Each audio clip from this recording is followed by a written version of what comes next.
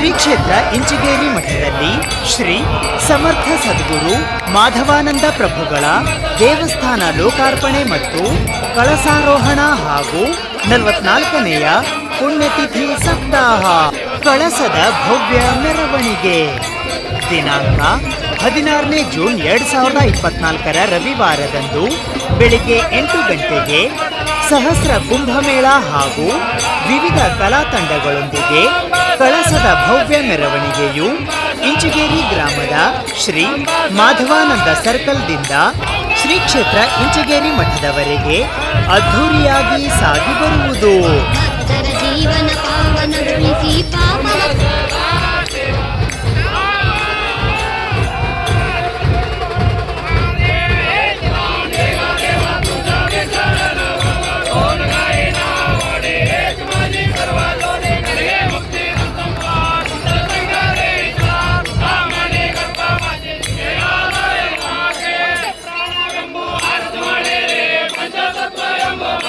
Cheers!